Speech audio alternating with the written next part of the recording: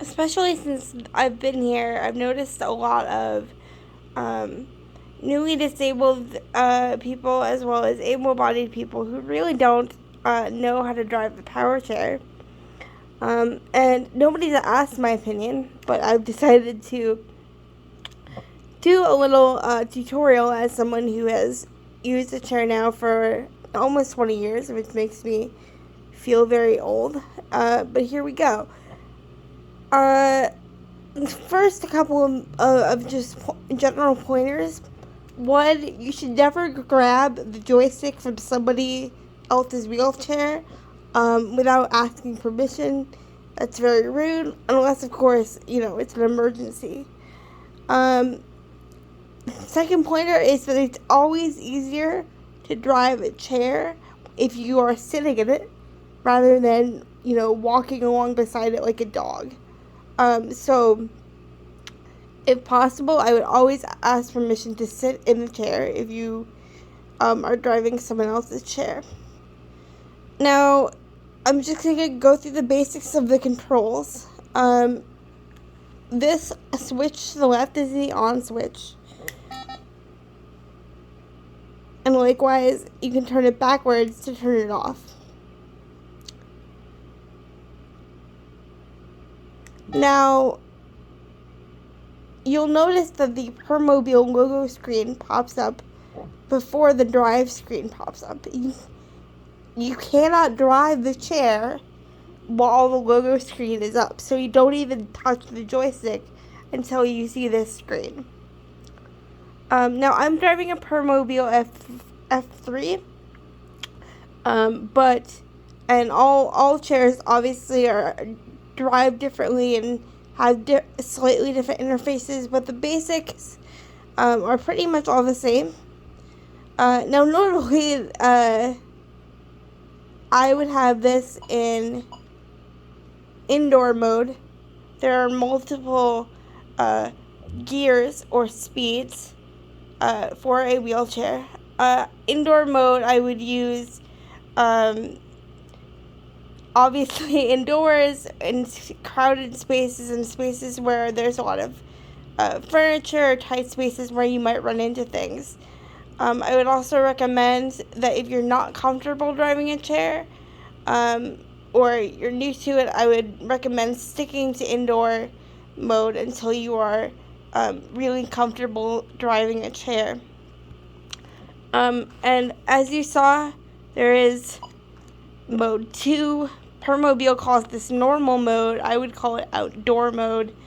I would use this when I was outdoors over rough terrain like grass or rough sidewalks, or even indoors. Honestly, since I'm a pretty good driver, I would dare to use this mode indoors if it were like a wide open space with no people or other things that might be run over. There are a couple of other modes that are not important for the purposes of this video. But again, you rotate the on button and the forward position to change the modes. Now you'll also notice that there is a speed knob here. I prefer to keep my chair on rabbit speeds at all times. But you can change it again by moving it towards the turtle. You can slow it down, or likewise speed it up if you are not comfortable driving. Here's the main thing that's really the secret to power chairs, though. You don't really need any of this speed stuff. What you need is good hand control. If you are able to use it.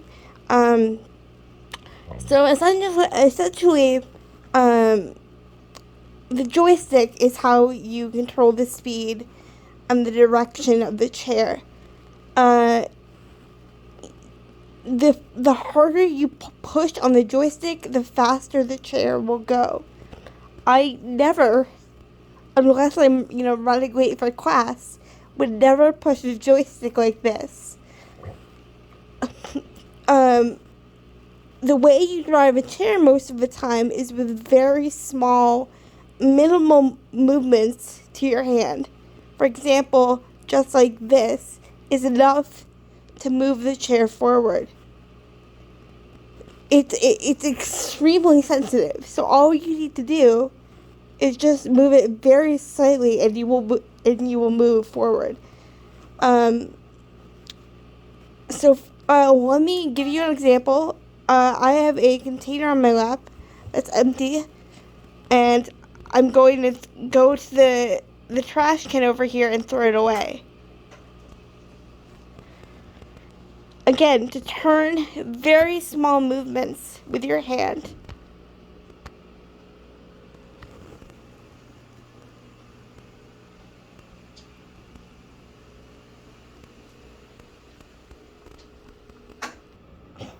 The last couple of tips that I have is that you never want to let go of the joystick like it's a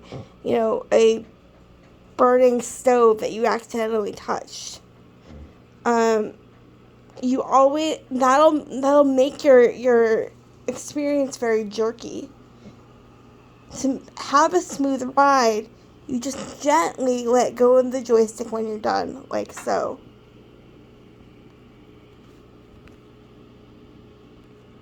Again, like any skill, driving a wheelchair it takes a lot of practice, and obviously you're not going to get good immediately.